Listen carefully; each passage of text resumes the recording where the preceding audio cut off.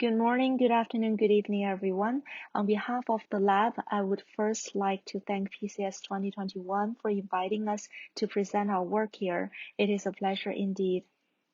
Tencent Media Lab is committed to research and development of emerging multimedia technologies that can be used for both existing and envisaged applications. Some of the lab's notable work focuses on advanced compression and real-time communication of multimedia data, such as image, video, and volumetric contents.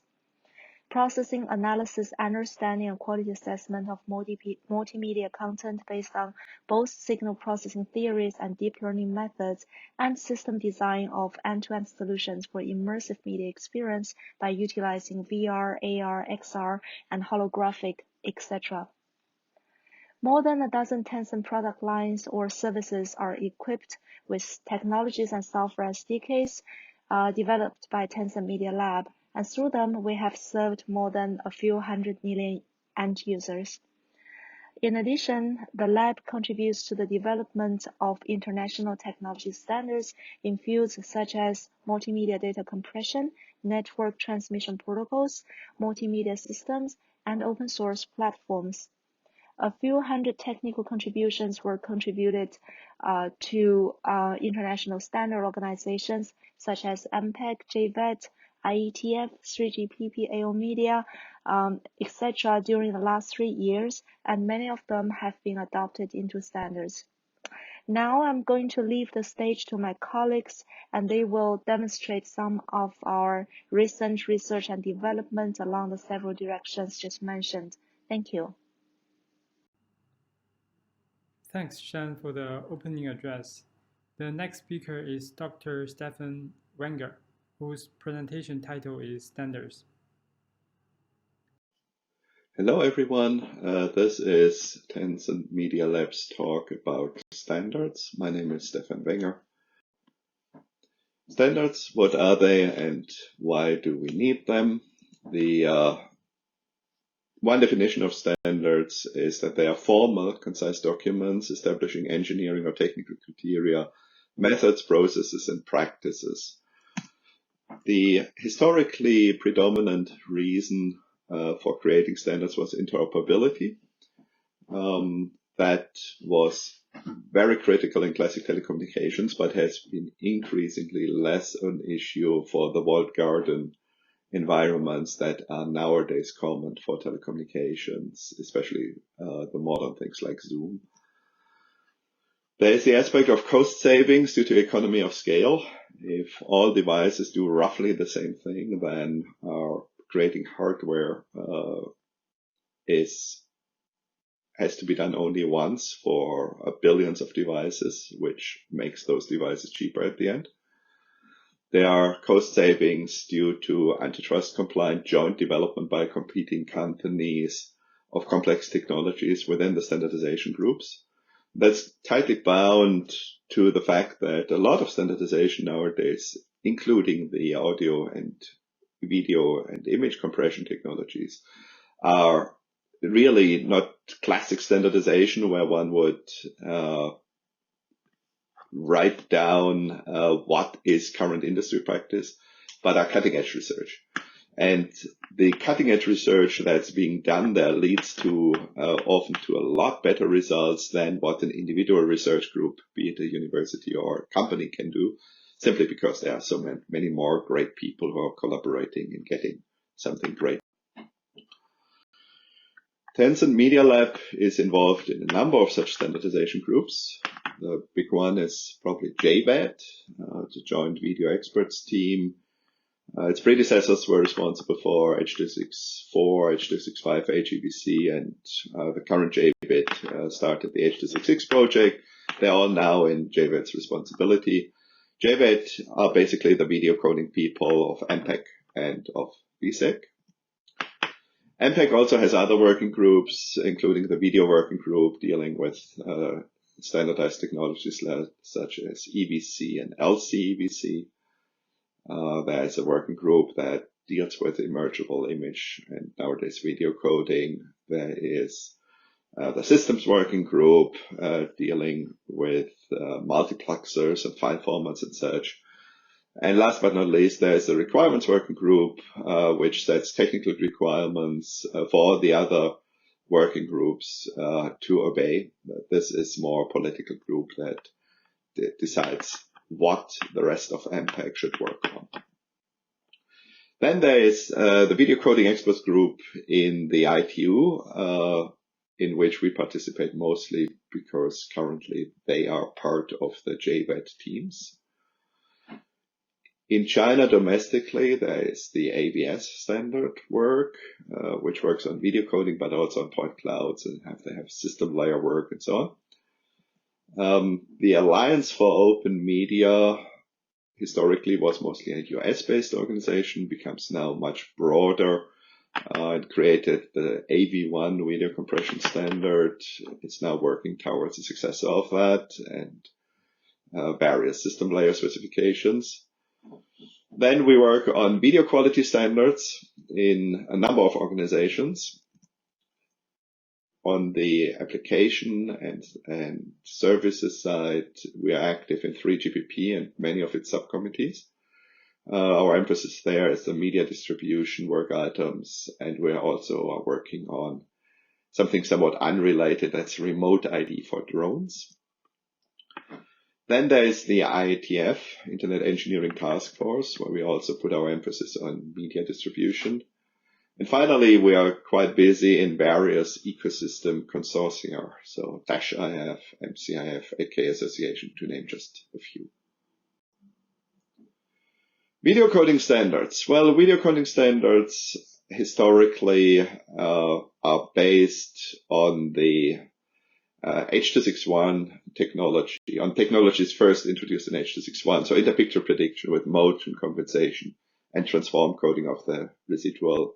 You have all seen this block diagram to the right, I believe.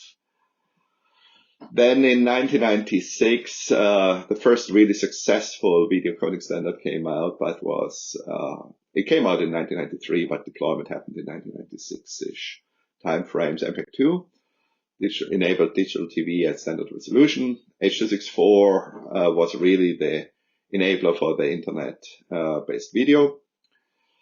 AVS showed up in 2006, is used for the same purposes like H.264 really, and has deployment mostly in China. HEVC came out about 10 years after H.264 as a successor and is now the predominant standard in the TV industry, also has gained some traction in the internet.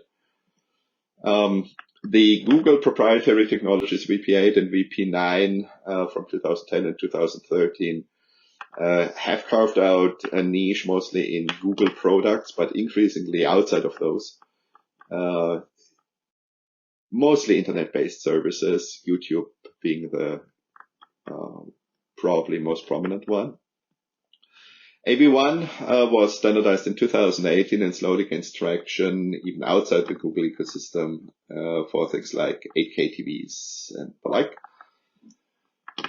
And all of these share the same design principles that are already introduced. However, over time, a lot was optimized with respect to, the technical nuts and bolts like loop filters, transforms, partitioning, entropy coding, and application-driven optimizations, for example, interlace, or enabling parallel encoding and decoding and such. None of the few revolutionary technologies not based on the H.261 codec that were proposed over the time were even remotely competitive to the design principles that we were using back in 1998. As for the performance of those standards, you have probably all seen a lot of these large tables and P&R curves and stuff. I will not go into much detail here. So basically, over the last 10 or so years, from early 2013 till now, we have achieved roughly a 50% bit rate reduction, which suggests that we are scraping the bottom of a really empty barrel. That came at the cost of a significant increase in encoder complexity. Encoder complexity is hard to talk about because it is so implementation dependent. But we're talking about factor 5 to 10, somewhere thereabouts. And the decoder complexity is generally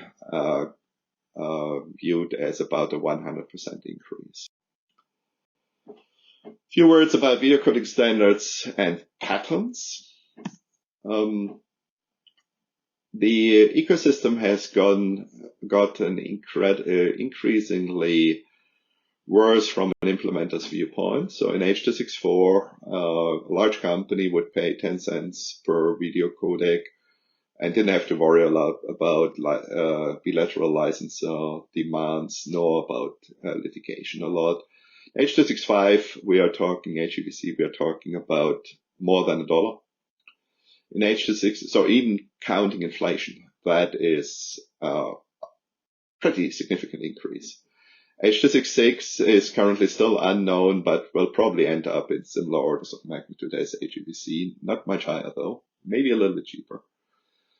ABS3, China is a little bit different, as the parties there agreed from the outset not to accept any contributions from parties that wouldn't agree to a pool arrangement at 1 yuan per codec, which is roughly the price level adjusted for inflation of H.264. The FRAND commitment that anyone who participates in an established SDO offers some protection for price gouging beyond those royalties which I mentioned up there. And VVC includes certain technical tools for the first time that allows us to deal with aggressive licensing scenarios like a pool aggressively asserting a single patent and things like that. Now, on the other hand, on the right side, there are these royalty-free ecosystem standards and technologies. So specifically, Google pledged the VP9 portfolio to be free. And all the AOM member companies, which there is a fair share now, pledge their portfolio towards AV1 for free. There is a way how to exclude individual patents if you choose to do so. However, that has not been widely exercised. Also, proposals get vetted by a bunch of patent lawyers to ensure that whatever patents may read on those proposals can be dealt with either on technical grounds or on commercial grounds to preserve the royalty-free ecosystem. There's also a joint defense fund. If a patent shows up that was missed for some reason by TAPAS, then and it gets asserted, then there is a way how to help especially smaller companies to defend themselves. All these measures together weren't enough to have one pool, the Syswell pool, start charging 20 cents, a little bit less than 20 cents for each codec, which is still considerably cheaper than HEVC and VVC. Now, in order to get the royalty-bearing ecosystem of the classic standards to be more palatable to users, there is a group called MCIF, which tries to ensure that the IP ecosystem and also other parts of the ecosystem of standard adoption doesn't get out of bounds. And similarly, the Alliance of Open Media does a similar thing. Finally, there are system application standards we're involved in. Codecs, as we've seen, are largely interchangeable from, say, HEVC to AV2. There's not all that much difference. So the selection of which codec to use is largely based on the commercial environment, not so much of the technical environment. So efficiency, complexity, available hardware resources out there this year or in a few years down the road, IP cost and risk, and so on. Many of these codecs need some form of helper specs to allow integration of them into the system environment. So file formats and transmission systems and RTP payload formats and so on. We are involved for the codecs we are interested in. We are involved in this helper spec standardization as well. And then the application centers, which you normally mandate at various levels of mandation the use of one of those codecs. So a spec may say, for 3GPP video conferencing, you must implement, for example, HEVC, and you may implement, for example, AV1. This is a hypothetical example. So, and of course, when you have a stake in any of these video coding standards like them, then you will want to go to those application standards group and push for them. And that's what we're doing. So in particular, we are active in 3GPP. We have been active and will get active again once the group gets active again in the WebRTC working group, in the ITF, and the corresponding working group open W3C. Historically, there was the ITU H32X series of standards, which are kind of dormant right now, but if they ever were starting, we would go there as well. And of course, we talk to many of the walled garden implementers, and we implement some walled garden technologies ourselves as well. Thank you very much for paying your attention to this talk. Bye-bye. Thanks, Stefan. The next speaker is myself. My name is Songnan Li, and my presentation title is Intelligent Media. So what is intelligent media? Nowadays, when we talk about intelligent or intelligence, we normally refer to artificial intelligence or AI, especially AI using deep learning. There are different levels of intelligence. For example, on the left-hand side, you have this pyramid. At the bottom level of this pyramid is perception, which is the fundamental level.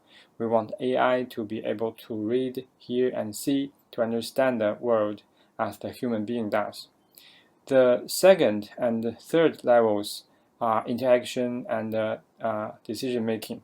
We want AI to be able to interact with people in a natural way using other languages or gestures or expressions, and making decisions for human being in a way that can be trusted, even for risky tasks such as driving, investment, and so on.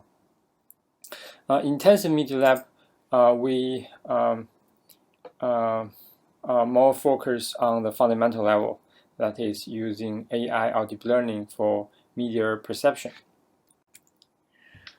For the word media, generally it is a way to convey information, so it can be in any form. For example, we have text, audio, video, 3D, and so on. I even saw 7D cinema, which of course is a commercial term for extraction, but it does provide more immersive experiences using not only audio and visual media, but also water, wind, temperature, shaky chairs to enhance the immersiveness. Dr. Bing will talk more about immersive media, so I'm gonna focus on other media types, especially video and music in my talk. I will not dive deep into the technology, but focus more on the applications, which I think our audience, especially students, will be more interested in. In Tencent Media Lab, we did a lot of work related to video. The first AI application I'm going to introduce is AI plus video coding.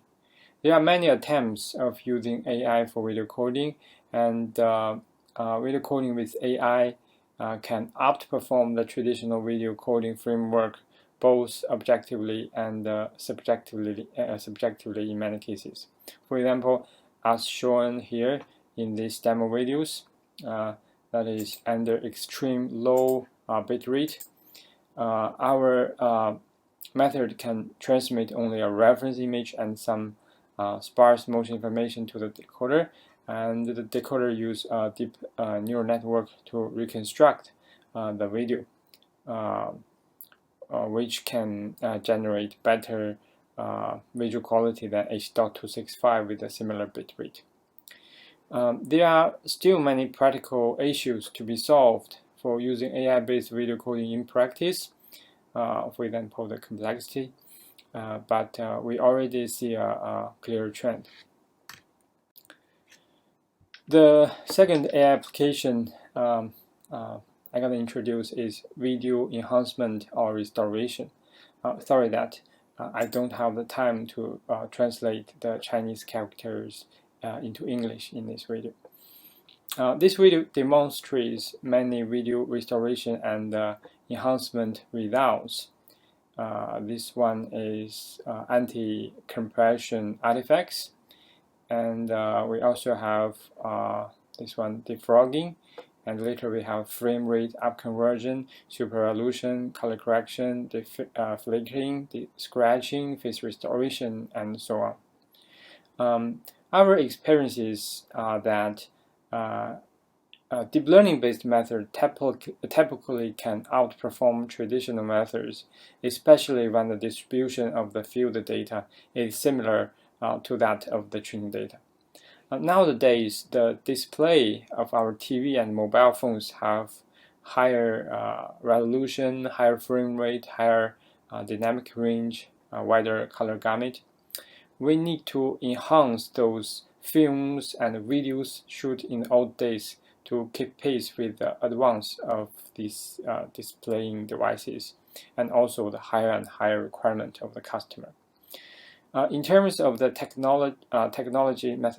technical methodology, many video enhancement algorithms are already using deep learning in practice, especially those on the cloud, where there is enough processing power using GPU cards. Even on mobile phone, you can see more and more usage of deep learning in image and video generation tasks, such as Notify-like applications which can cartoonize your face in real time. I believe we will see the application of deep learning-based video enhancement on mobile phone or TV soon, with probably specific hardware. The third application is video analysis. We use deep learning to analyze the video content.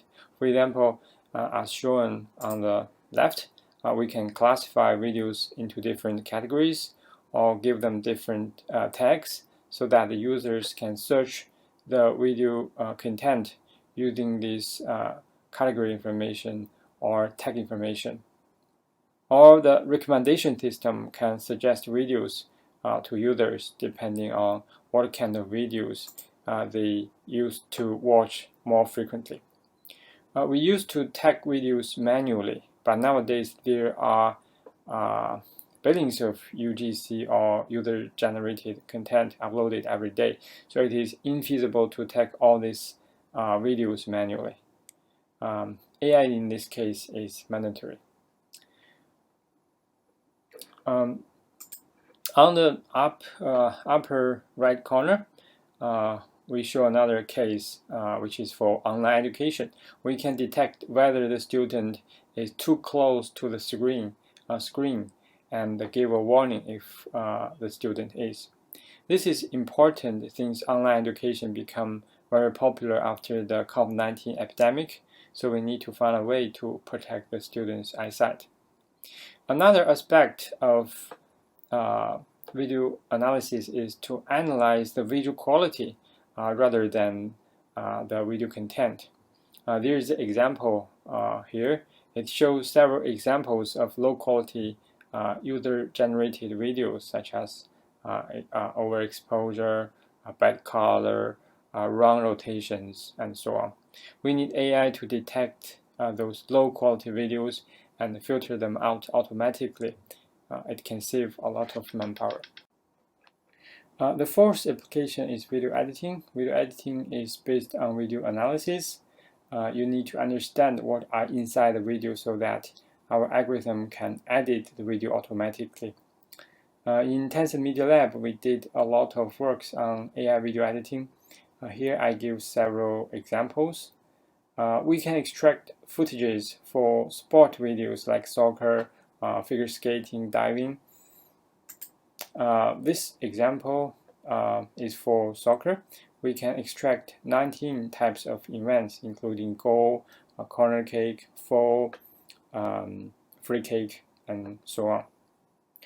For gaming video, we can extract the highlights events, such as multiple kill. This is for game CODM, and also we support other games. This one is for video reframing. We can transform this landscape mode video to this is a portrait mode video by cropping the ROI part or region of interest rather than padding with black bars. Okay, and this one is chroma keying.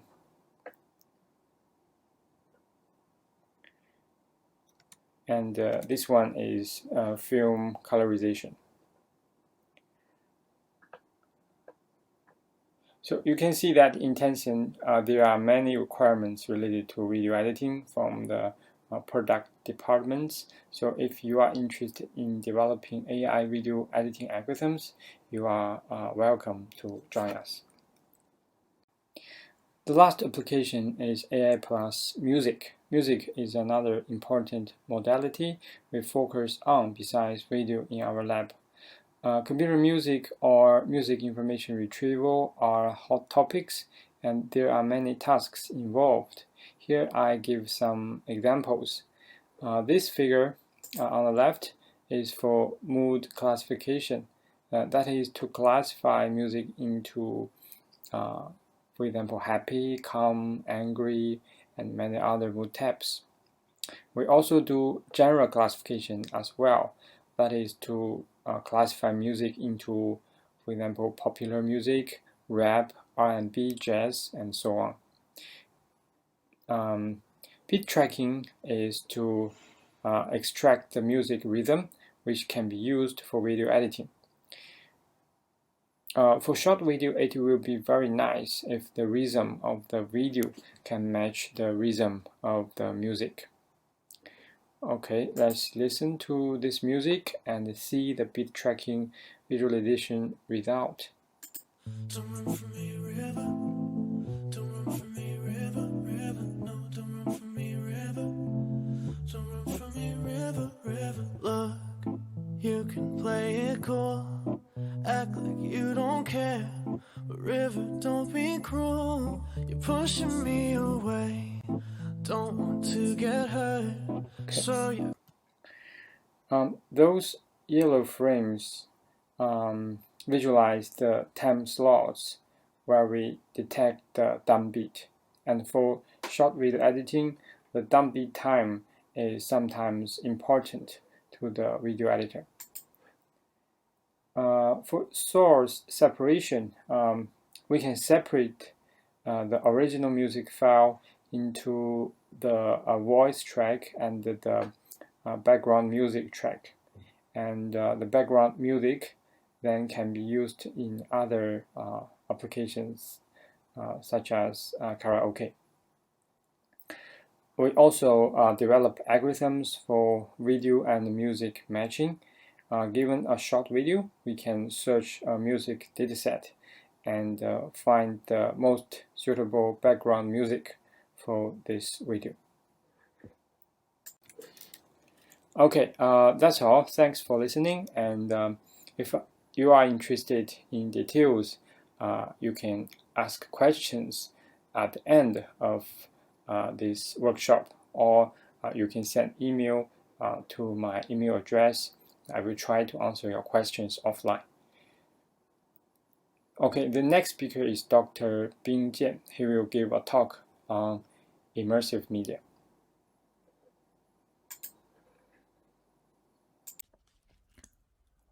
Hello everyone, thank you for coming here. Hope you enjoyed the conference and workshop so far. My name is Bing Jian. It's my great pleasure to be here and talk about some immersive media technologies and products we're working on at the Tencent Media Lab. So often when the immersive media is mentioned, it's mixed with some other terms and technologies on the different contexts. For example, 360 videos, free viewpoint videos, volumetric videos, etc. What makes this media format different from traditional 2D video image content is that together with some other technologies, they create certain type of perception or experience for viewers to feel like they were at the spot of the event or they were surrounded by the visual environment that they're watching. So at the Tencent Media Lab, we actively work on immersive media technologies, integrate them into various AR/VR applications on different devices, and also build customized immersive media solutions, which I will briefly talk about in next several slides. So I will start with the VR 360 video product, also known as 360-degree videos. So those 360-degree videos allow viewers to freely change viewing angles along 3 rotation axes. So namely, like your pitch roll angles, hence provide 3 degrees of freedom or suite of immersive surrounding experience. The video we are watching in this slide is from a solution we delivered together with Tencent Tourism and Culture, which enables immersive tour experience in Yunnan, China, a popular travel destination. On top of this video are some key steps in this end-to-end pipeline we developed.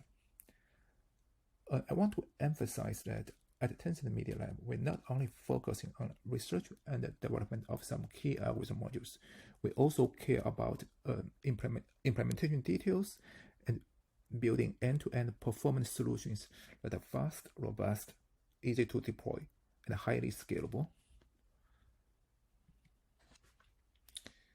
So the next product is free viewpoint videos, or by short, FreeView. So one motivating use case of FreeView technology is the live broadcasting or replay of sports or entertainment events. The FreeView system usually consists of an array of high-resolution cameras that are set up around a stadium or stage. These cameras are then connected to a network and controlled by software to simultaneously capture the event from multiple viewpoints. The immersive viewing experience is created by synthesizing views from some virtual viewpoints other than fixed camera positions. So in this case, the degrees of freedom is 6, but the movement range is somehow limited by the preset camera track, since the underlying view synthesis is still 2D image based. So the example demo here shows our implementation of view synthesis on a mobile platform. So the input for this view synthesis is the streamed data originally captured from the camera array. So again, for FreeView product, we aim for building end-to-end solution and take care of all the intermediate challenges, including camera synchronization, like grouping, distributed encoding, etc. So the video in this slide demonstrates another video format called volumetric video. The key difference between volumetric video and the 2 previously mentioned video formats is that in volumetric video, the content being encoded is truly in 3D format, such as point cloud or mesh or other 3D format. And because of this, the volumetric video offers fully unconstrained 6-DoF experience. However, creating such 3D video content usually requires sophisticated 3D reconstruction of dynamic scene from original 2D captures. And distributing 3D video content also requires highly efficient compression and streaming solutions due to large amount of 3D data at each time frame. We are currently working on these 2 challenging problems, namely 3D reconstruction and 3D data compression, and hopefully we could share some more results in the near future. So last but not least, I will talk a little bit more about another product we're building, which is called Virtual Tour. Unlike other media formats mentioned earlier, this Virtual Tour product does not involve video processing, but probably would be more familiar to many of us. I actually assume most of us have experienced certain type of virtual tour products, which had become even popular due to COVID-19. Indeed, the virtual tour product in general finds very wide adoption now in not only real estate, hotel, short-term rental, but also senior housing, museum, and shopping mall, etc. Also want to emphasize that many virtual tour products on the market do not have a 3D element, and hence the experience is less immersive than those have. Because with an accurate 3D model, one can feel the distance, the planar structure, and therefore the walking through experience will be just much more natural and more like you are moving in a real room environment, especially with VR devices. However, the 3D reconstruction of indoor scene usually requires acquisition of depth information at the data collection stage using some special device, which could be an issue for many customers. So at the Tencent Media Lab, we're building a virtual tour solution that is quite flexible in terms of data acquisition. In addition to support input with depth information, for example, those from HPD camera, our solution also allows reconstructing 3D models from just panorama images. Since panorama images could be easily captured by 360 cameras, which are now widely available, or stitched from images captured by ordinary cameras, or even more mobile phones, as examples shown in this slide. This greatly reduces the technical trouble for those who want to create 3D virtual tours by themselves. So this slide further explains how our solution works on a collection of panorama images. So on the left, are 3 examples of panel images selected from a set of 34 images captured at a 3-bedroom, 2-bathroom apartment. So first, for each panel image, we're able to reconstruct a point cloud as shown in this video.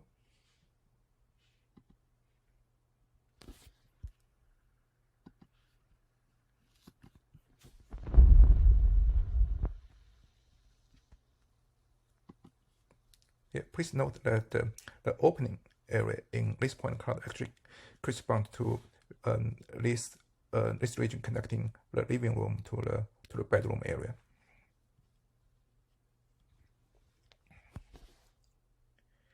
As we can tell from video, at the estimated point cloud describes the 3D room structure quite accurately. Even the input panel image does not encode any depth information. We're also able to discover the connectivity among those panel images, even without prior location or order information. In other words, our algorithm can automatically find what pairs of view position are connected to each other, and also the relative camera pose between each connected pair, including the direction and the distance. The result is the so-called pose graph as shown in here. And by combining the point cloud data generated for each viewpoint and the pose graph information we just recovered, we're able to build a 3D model for this property as shown in this demo video.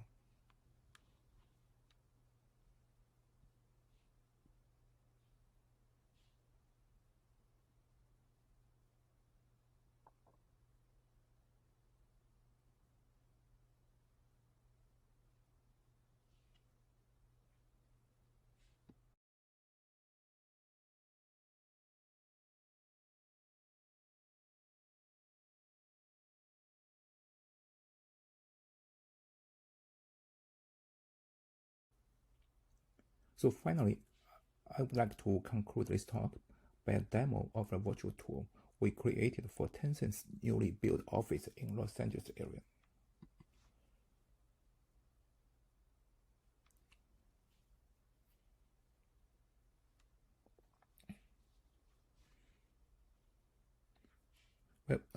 Please note that the underlying 3D model, especially the plane structures, can be accurately revealed by playing those blue circles. And for your information, this newly built office, has about 53,000 square foot space and over 3 stories. So this office will consolidate the Tencent's existing Los Angeles locations. Okay, I think we are kind of moving into the cafeteria area. And yeah, please also note that when we are moving from one spot to another spot, the walking through experience is quite natural.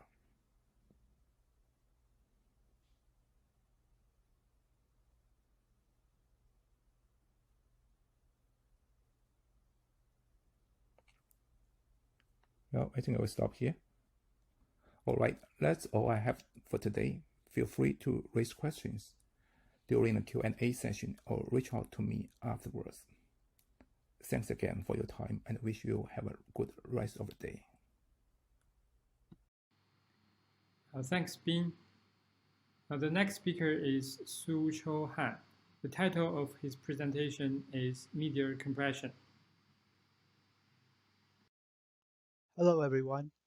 I hope you've enjoyed the workshop so far on multimedia technologies and solutions in Tencent.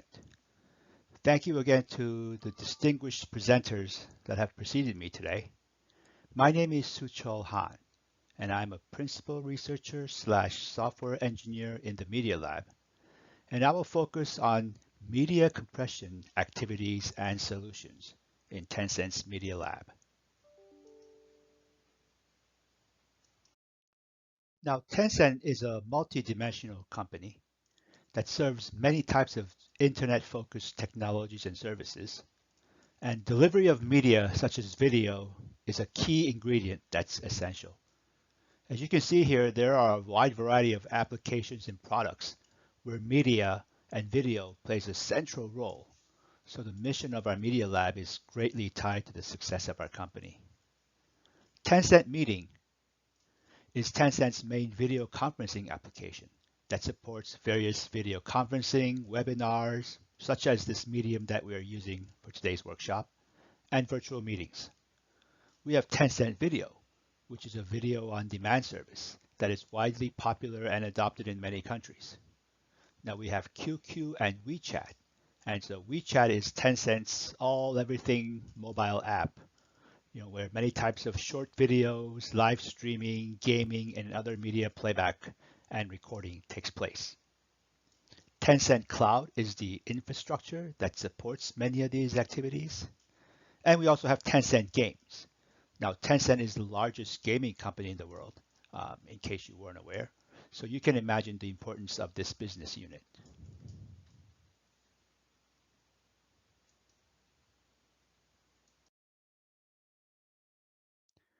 Now, really the center of all these applications is video. And due to the sheer size and bandwidth that video takes up, efficient and not only efficient, but also versatile compression of video is at the heart of success of all these products.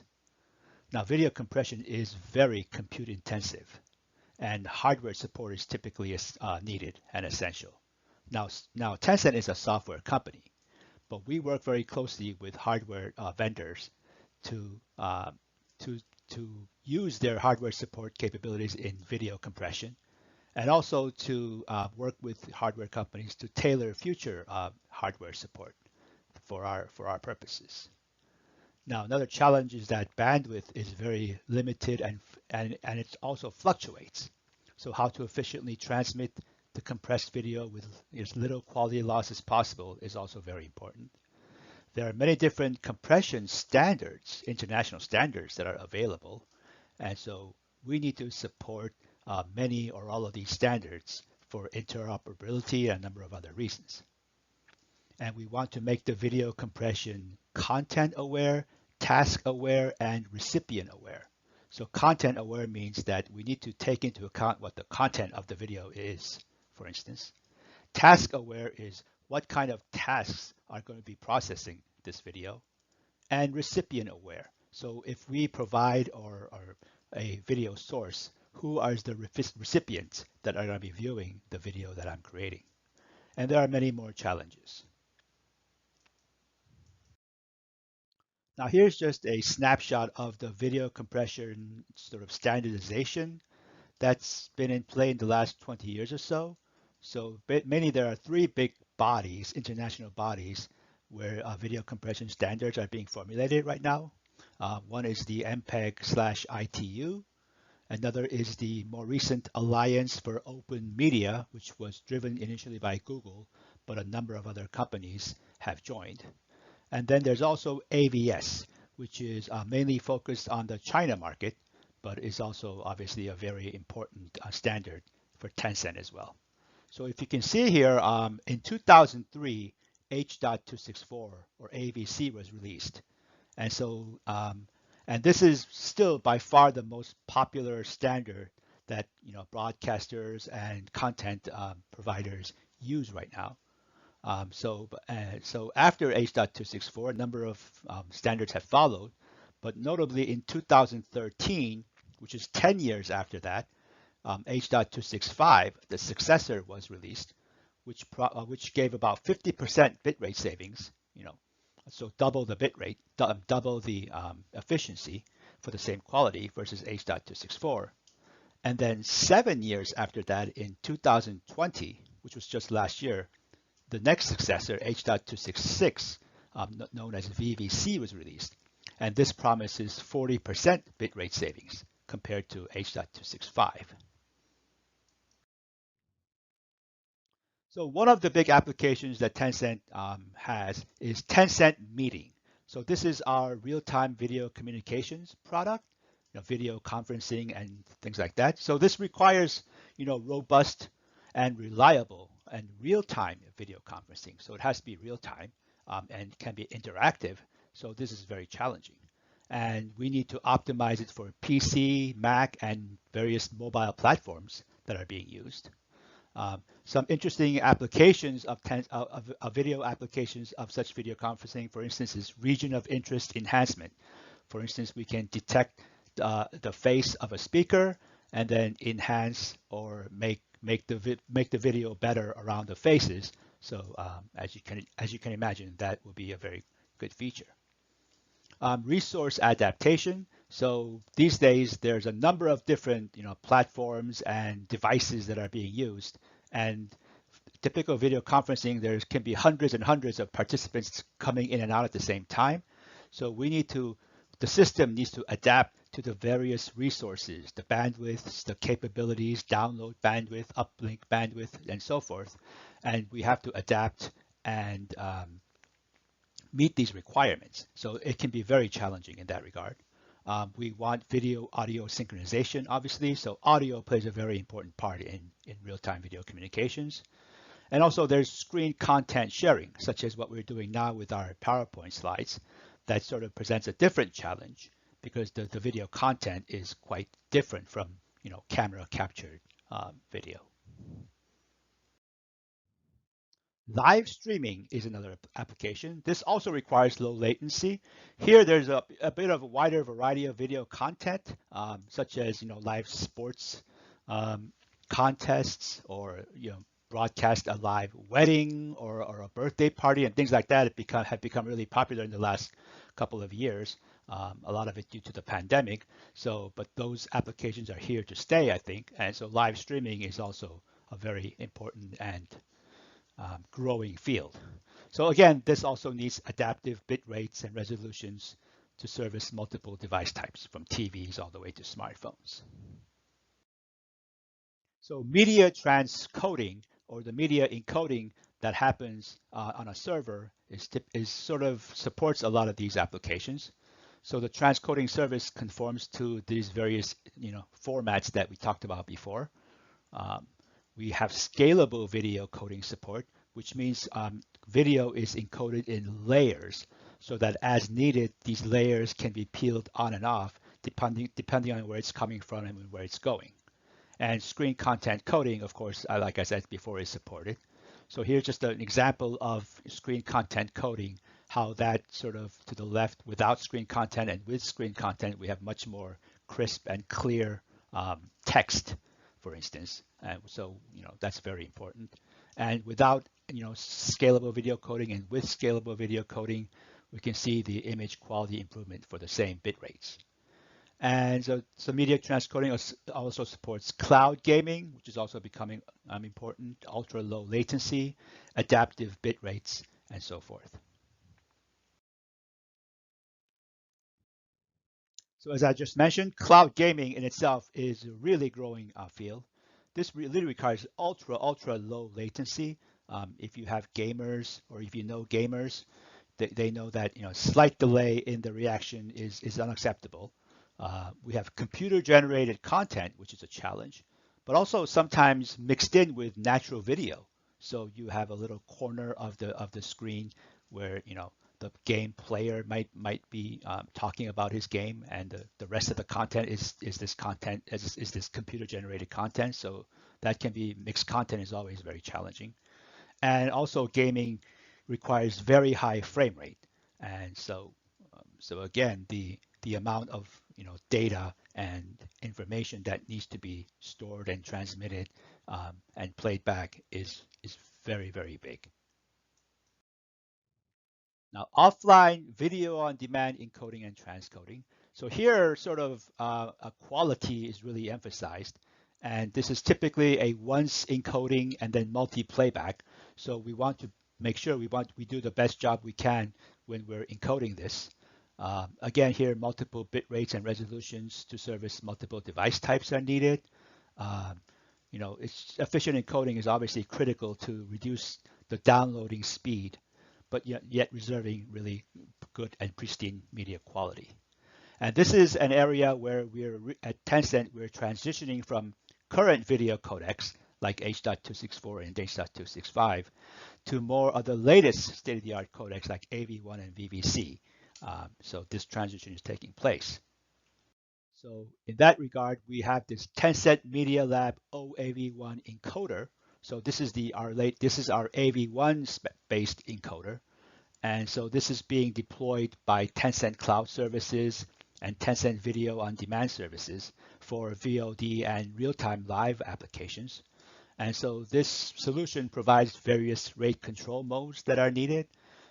We have like 5 built-in presets, so it's easy to use. So from slowest to slower all the way to fastest.